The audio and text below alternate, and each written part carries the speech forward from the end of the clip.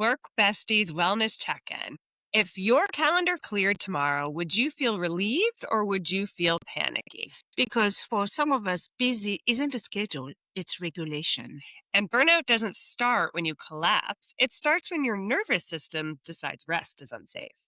Today, we are talking about the version of high achieving that's actually hypervigilance and how to set boundaries without guilt. Karen Dwyer is here to help us trade away from that impactful areas and catch burnout early, like a work bestie would. So, mic check, we are protecting our energy this month. Let's get into it. Hi, I'm Claude. And I'm Jess. We are corporate employees by day, entrepreneurs by night, and work besties for life. Join us as we explore how work besties lift each other up, laugh through the chaos, and thrive together in every industry. Work besties! Welcome, work besties. We're so excited to have you back to July, which is all focused on burnout and boundaries. Because burnout doesn't necessarily show up overnight, and most of us start to notice it first creep into our body. The work bestie throw line this month is someone else often sees your burnout before you do, actually. Had that. We did. Yes. We did several times. So Karen, welcome to Work Besties Who podcast. So for people that are meeting you for the first time, what do you do? My name's Karen Dwyer-Tesoriero, and I'm a licensed clinical social worker in New York City. And I have a private practice, and I work with people all the time on so many of the things you just touched on.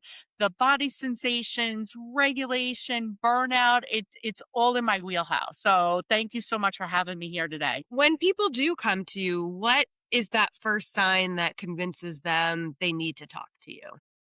I deal a lot with women, and a lot of women experience what I call the mental load. They have so many different things going on at work, things going on at home, if they have children, if they have relationships, friendships, and they feel like they're being pulled in 1,000 different directions, and then they get stuck, and then they don't know what to do. It's hard to make any movement. We're seeing this very often with people with ADHD as well, because I'm so overwhelmed by all the different things that they have to do that then they don't know what to do. And then they just doom scroll or they get lost in something and nothing gets done. They just sit and they're like, what do I have to do? And they can't put into the order the things that have to get done in order to take the next step. So I see a lot of it in my work. So what are those steps that really you need to, avoid those? Or actually, once you're in it, how to get away from it? Well, the first thing is when you recognize that you're feeling that overwhelmed feeling, that burnt out feeling, I always ask people, where are you feeling that in your body? Tell me what that sensation is. Where are you feeling it? And what's the feeling attached to it? So if somebody's saying, I feel really anxious, where do you feel that anxiety in your body? And what does that sensation feel like? Then we'll dive deeper and I might ask them, does it have a shape? Does it have a color? Where does it live in you? And then what would help it feel better? And we start to move back and forth between what might make it feel better, what might make it move. Because when we get stuck and we're in that burnout phase, sometimes just taking that next step is the hardest thing. So what would feel better in that anxiety to take that next step? And we really help break down, is this work stuff? Is this home stuff? Is this relationship stuff? Where's the burnout coming from? So Karen, is it patterns that you're finding? For everybody, it's different. I think a lot of it has to do with, and this sounds horrible. I think it sounds horrible. I think a lot of it is people comparing themselves on social media to other people. And that also hurts people because they're looking at other moms. They're looking at other professionals. Well, they're doing that. Maybe I should be doing that. And that's the big thing. We carry these shoulds with us. These shoulds. And I tell my clients this all the time, we got to stop shitting on ourselves because we are constantly using the word should, what happens is we are putting expectations on ourselves. And when we don't meet those expectations, then we might feel depressed. Then we might feel angry at ourselves. Like we might feel frustrated. We really want to eliminate that should. That should, it doesn't help anybody. That should word. There are a couple of words that I personally have a grudge with. Should is one of them, and normal is another one. Yeah, that's a good one. There's there's no normal. I agree with you, the shoulds. Are you seeing when that starts to happen that there's typical things outside of the doom scrolling? Do people become overly busy? Do there other things that trigger that they should stop and say, "Wait, what am I doing this for?" Now we're getting even deeper into it. Oftentimes what happens is, and I love the type A people, they are my favorite people. I work from a trauma lens, and something about those type A people, I really look at them through that trauma lens. What motivates you? Where's your motivation? And oftentimes it starts really, really young. It starts by actually trying to please either parents or teachers, actually. They want to get the good grade, they want to be the good student in school, and they carry that messaging with them through adulthood. So now they're in the workforce and they want to please their supervisor and they want to get that next promotion and they want to get that raise that comes with that added responsibility, to the point that they're working themselves so hard. So one of the first things we do is, what do we need to do to take a step back from that? And what would happen? What would your supervisor said if at 10 o'clock at night you didn't answer that email? What would happen? Where would the world fall apart in that moment? And what would that look like? Because one thing that people do when they're constantly going like this, they're abandoning their self care. And there's only so long you could keep doing that before something is going to happen, whether it's physical health wise, mental health wise, there's going to be a breaking point. So we really want people to be practicing self-care. And I hear this a lot from people. I can't stop to do self-care. I can't afford to do self-care. You Self-care have does to. not have to be expensive. Is people automatically think, I can't go away for a weekend. I can't go to a spa. I don't have money to do those things. No, no, no, no, no, no, no. We're not talking that. We're talking about meditating every day. We're talking about doing a body scan. Favorite. We're talking about building a little herb garden on your windowsill and taking care and watching those plants grow, whether it's a basil plant, a rosemary plant, because that's feeding that nurturing and it's feeding us and it's feeding our families. It's a whole cycle there. Reading a book. People don't read anymore. They sit and doom scroll on their phone. Reading a hardcover book for fun, not work related, that's self care. Making a doctor's appointment is self care. Like, people don't realize what self care is or how to practice. I don't meditate, but I take baths.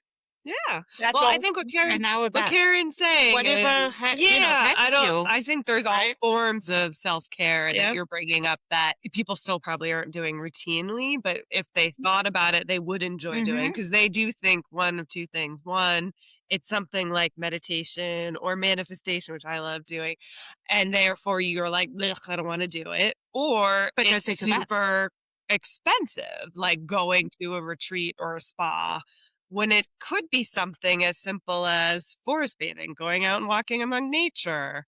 It That could be is a reading a book or great taking one. a bath. Yeah. Nature could be Central Park. Like, people think, "Oh, I live in the city. I can't afford a trip to go on a nature hike or a women's retreat." Just go outside your door, and when you're in Manhattan, if you look at the trees, they usually have those little, gates around the bottom so people just don't step on there, and they usually put, especially in the springtime, flowers in there. Just stand there and watch the just look at the flowers. Deb Dana talks about this. She is a therapist who works with polyvagal theory, and she has a book. And in her book, she talks about glimmers. And glimmers are those little moments of co regulation, those little moments of safety. And if we could create those for ourselves, those little moments of connection, whether it's with a pet, whether it's with nature, all of that helps us feel good about ourselves. And what it does is it brings our central nervous system back down. It really resets us and takes that step away from the burnout and from all the stress. So I wanted to ask a question. It's kind of going back a little, but type A personalities do enjoy working for other types of individuals who appreciate a type A personality. Based off of that, it sounds like we still need to create boundaries. From your perspective, what is the best way for somebody who is type A, who seeks out a certain style of leadership, to ensure that they're getting what they need, but they're also still balancing the boundaries? First and foremost, and the type A's are not going to like this, put your phone away. Put your phone away. Don't answer email after a certain time in the day, whether it's 6 o'clock or 9 o'clock at night.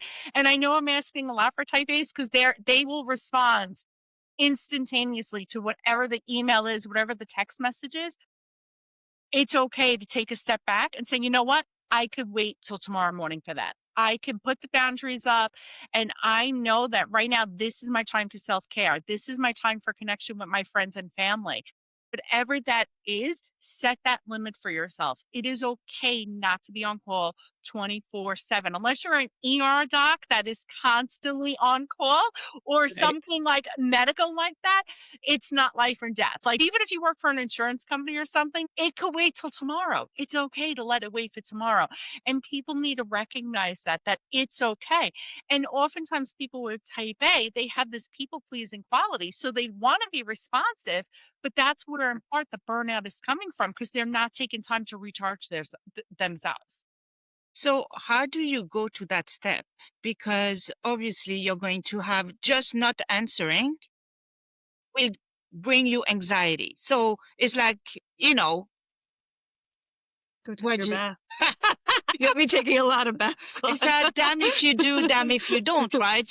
You have anxiety because you answer to your phone, but then you're going to have anxiety because you're not going to answer your phone. So how do you get away from Learning how to sit with that uncomfortable feeling of not answering it. And whether you're working with a therapist on that, you're doing mindfulness techniques around that. I just noticed a little breath there, like, I did it for you because I could feel your tension. I'm having anxiety? You are. I can Okay, feel. go run the bath now. That's part of it is just sitting with that uncomfortable feeling and knowing I'm okay right now. That's the most important thing. I have 3 mantras that I work on, like to get rid of the should and the normal. I have 3 mantras that I work from. My first mantra is never settle. Never settle for what doesn't feel good. Never settle for the wrong situation. Just don't settle. My second one is I'm okay right now. And that comes in with learning all of these bodily sensation things that I'm talking about and learning how to check in with myself. And I do a body scan. And with the body scan, I start at my toes and I work my way up and I just check in with every part of my body while I concentrate on my breathing and I remind myself, I'm okay right now. So if that email doesn't get responded to in the next 5 minutes, I'm still okay. On that one also, type A people. So we have also people working for us, right? In our team. So that is also up to us to make sure that we don't give that unsafety to our team and saying, okay, if I'm okay to send emails, but making sure reiterating it to our team, you don't have to answer after Yeah. working hours. So many people don't do that. They say the words. You know who's famous for this? Teachers. Teachers, people think like teachers leave the school at 3 o'clock. No, those principals are going, especially in New York City. The principals are going all day, all night, and they're sending emails and texts all summer when the teachers are off. And then they'll make comments to the teachers like, well, I sent you an email last night and like you never responded. And some teachers are good at like, well, my teacher contract says I don't have to answer you off hours, but other teachers respond really quick. And so there are different professions where the message is we want you to have a work life balance, but then why is the supervisors, the vice president, whoever it is, emailing and texting at 10 o'clock at night? More companies need to know how to help their staff regulate and how to set those boundaries. It's really important because honestly, people who are going to work themselves and have those high level of anxiety, what we know about anxiety is coming from the amygdala part of our brain. And what it does is once we start to feel that stress and that anxiety, our brain, that primal part of our brain that's in the center of our brain, is like, wow, you're in a life threatening situation right now because that email just came in. So your body is going to start to release adrenaline, that your body is going to start to release cortisol. And we know that those hormones long term in your system really affect your physical health. They cause belly fat, which leads to diabetes, which leads to acid reflux, leads to high blood pressure, which leads to heart attacks. So we know that the mind, the brain, and the body are all connected to each other. And working the way that our society tells us we have to work it causes all these problems. And that's why we need to set boundaries around it, because it really does impact on every part of our lives. Karen, if you are a manager, or even if you have a manager who does state that, whether it's in their Slack Teams message and or at the bottom of their email, is that enough though? Because sometimes in my mind, you see it again and again, and it becomes like they don't really mean it. If they meant it, they wouldn't be emailing you after business hours. Right. That's where I'm coming from. Like, I think if it's one off or blue moon, fine. But if it's literally I consistent, I don't know. I have some had in the past or whatever people that has been emailing at night. If I answer, I'm like, "What are you doing? This is not for you to answer tomorrow," or things like that. but it doesn't matter once you trigger it, you're setting the amygdala for all of us. That's where I'm going. Like, I understand there's that does help from one perspective because the person sending it feels like, well, I'm not causing it, but they still kind of are. Yeah. They're 'Cause sending a you're, mixed message. yeah. That's the problem there. They're sending the mixed message of, I don't want you to respond to this, but here's the email. Well, then why are you sending it? You could always put it in your save back or box or your draft box and then send it during business hours. So when that manager, Different. So she's giving a look because we Mm. did have at one point in time a manager who did do that. So at 7 o'clock, you got 50 messages in a row. And just getting up in the morning, we were getting anxiety. That would cause more anxiety. But, Yeah. but in the instance you're referring to, this individual or people who are writing to you are doing maybe one or two a night. They're not sending you 50 Oh, every yeah. single Yeah, yeah, morning. yeah. So I think Karen's point of view to me makes more sense. And I'm thinking about myself personally, to be honest. When I send them at night, it's not like I'm sending 10 to people. I'm sending one. So I could wait until tomorrow to send it. do not be on the clock. This virtual thing that we have with virtual workspaces and everything, people are working until 10, 11 o'clock at night. What does that do for our system? So we really need time to deregulate. We need time to get off of the screen so we could get a good night's sleep. This is all what we're talking about as far as self-care. Sometimes it's easier done than, Said that. said and done, right? Because, for Sure. example, if we have, I see for myself, meetings like from 9 to 6, and then starting my work at 6:30 because unfortunately there are deadline, I will have to work at night and I will have to send emails to my team, not expecting them to answer at all. But that is the only time I can catch up. Right. But then my question would be, what's happening from 9 to 6 that there are so many meetings that the other work isn't getting done? So let's switch to boundaries because I think that's another that we should talk about. That In is the setting boundary intentional of like, "I'm boundaries. sorry," like, that'll and if somebody is coming at you with all these different projects and all these different meetings, it's okay no matter what field you're in to go to your boss and be like, "Hey, I have 5 days. They're completely full of meetings, but yet I have this other 3 projects you want me to done. Help me prioritize. What meetings Yeah, can I that's skip so I could do those other things?" That's what a manager is supposed to do is help you prioritize your work so you know what to do, when to do it, and how to get it done. If they're overloading you, it's okay to have that conversation too of my job description does not fit into the hours allotted. Yeah. And then I think the other element Mm. too is that at least I can attest for myself. I'm not protecting any of this. Is me. The delegation of work and ensuring I you're could do that. adequately delegating. Because if you're type A, you're sometimes like, well, I just know if I do this, it's going to get done better and quicker, and I won't have to go back and forth. But you just have to be okay with it. Yeah. So it's going back to that boundary setting and setting your team up for success Mhm. too. And recognizing that if you have team that you don't feel comfortable delegating to, that goes back to training. Mm-hmm. You know what I Yeah. mean? Like, where do we have to look at that? Why can't I give them work that they should be able to do or are capable of doing? Or where's that disconnect?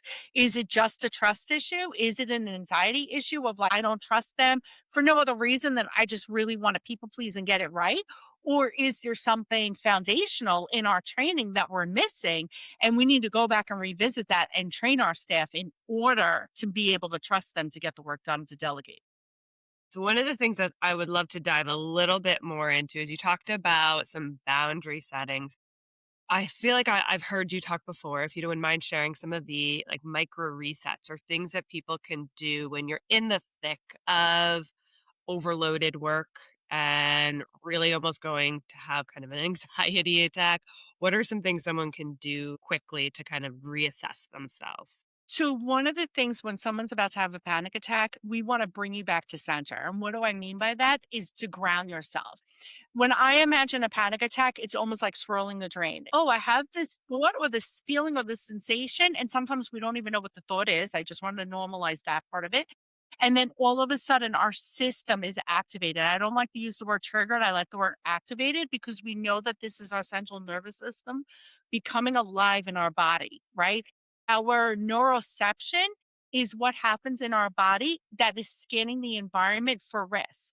So if that email pops in at 10 o'clock at night and you're starting to have a panic attack, like I said, that anxiety is taken over and all of those bad hormones are going to start flowing.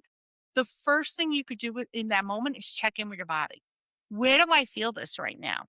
And then the second part, and this is from Peter Levine and somatic experiencing. Where am I feeling that now? But what part of my body feels okay or neutral? And focus on that part of your body that feels okay or neutral. And this could be hard for some people. Some people might feel numbness. Some people might say, I don't feel anything. But if you can't feel anything, feel the weight of your body in the chair and feel the chair supporting you and offering stability to you. Or feel the weight of your feet on the floor and just concentrate on that feeling of your feet on the floor. Because being in touch with those bodily sensations are going to keep you in the here and now as long as you're deep breathing through it. Does that make sense? Yeah. Totally. Yes, for sure. Anxiety is a passing, fleeting, ebb and flow kind of emotion, and we don't want it to elevate to the point of a panic attack. So we really want to check in with ourselves. There's a lot of different activities out there as far as like square breathing, where you breathe into the count of 4, hit the top, take another deep breath, count to 4, hit the top, and go all the way around like that and just concentrate on those deep breaths while you're doing this because we know that anxiety is starting. So many people utilize the ERs because of panic attacks or they don't realize it's a panic attack. So we really want to help educate people like how can I avoid it reaching that level? It's okay to feel a little anxiety, but I don't want my heart racing. I don't want to shortness of breath because that's all part of what happens with a panic attack. So doing these deep breathing exercises, checking in with our body, grounding ourselves to our environments by just looking around and naming in our heads everything we're seeing around us. That really helps ground us to the here and now. I think also it's important if you live with someone for them to know and help you how to, for example, you can mirror breathing with them, right? And that is going to help if, for example, someone has tendency to have panic attacks, just to tell the partner or whoever lives, "Hey, if it happens, just help me and breathe with me, and that will What you're describing is what we call co-regulation, and absolutely, and we co-regulate from the people that are around us, and it is a beautiful process when you have somebody there that could do that for you, and honestly, it's great to do it with a person, but it's also great to do it with pets. Like, pets really that's why we have emotional support animals. People really do co-regulate with their animals, and the animals co-regulate with us. If you have a dog, like, they know when you're having a bad time or they know when you're feeling anxious and they'll respond because they're co-regulating with us. That's a great example of what co-regulation is. And touch, if it's an appropriate touch and it feels okay, sometimes having our partners touch us really does help with co-regulation. I did a polyvagal training and we were talking exactly about this. And I'll share this. One of my favorite things to have happen is to have my partner just come and put his hand on my forehead. This helps ground me. It almost like him literally holding me down so that I stay in the here and now. And I'll take a couple of deep breaths. And he laughs. He's like, this is the most ridiculous thing ever. I'm like, it helps me so much. Doesn't matter. It helps me. That's like the hands on the forehead or even the butterfly hugs yeah, and on the chest. clapping, or even just having your partner hold your hands. Also, weighted blankets are good for this. If you don't have a partner who's at home, a weighted blanket really helps with anxiety and really helps ground us. So there are so many different things that we could do. Music is a great way to get out of anxiety. Because keep in mind with anxiety, people could go into fight or flight, or they could go into freeze mode. If you're in freeze mode and you're in shutdown and you're sitting on your couch and you can't move because you're having that anxiety, I want you to move. So if you have to put on whatever music you like that gets you up and dancing or singing along, that is actually going to help you get out of that anxiety and out of that panic attack. Music is a great regulator. I'm surprised you didn't suggest a work bestie. Yeah. There's the So thank you so much, Karen. This has been absolutely fantastic. You've given us the language and the way to talk to burnout and really understanding the high achiever element of it, because that's where we are getting a lot of questions from, is the high achievers who sometimes feel like being busy is the sign of success. And you've kind of clearly, succinctly stated that is not the case. Yeah. It's And more avoidant than anything. Yeah, correct. Exactly. And we have to remember that burnout is not just the moment we crash, it's whatever led to it. So it's important to do self-care when it happens, but especially as prevention. Absolutely. Make it a part of your routine. We want to be practicing it all along. This way it feels part of our natural habits. Because what that lends itself to are glimmers, and looking forward to doing those things, whatever they are. I can't wait to get home today and read my book, because that's going to also make it okay to not check that email. If I'm reading that book and I'm so involved in it, I'm not going to want to check the email. So that helps set up those boundaries too. When I had a good book, I was like, I can't wait to be in the subway to be able to read. So thank you for this, Karen. We so appreciate it. For the Work Bestie community, if you enjoyed this episode, please send it to your friends for a listen. Don't forget to like and subscribe and check out Karen's website. With that, everybody, keep supporting each other. And thanks, Karen. Bye. Remember, whether you're swapping snacks in the break room, rescuing each other from endless meetings, or just sending that perfectly timed meme, having a work bestie is like having your own personal hype squad. So keep lifting each other up, laughing through the chaos, and of course, thriving. Until next time, stay positive, stay productive, and don't forget to keep supporting each other.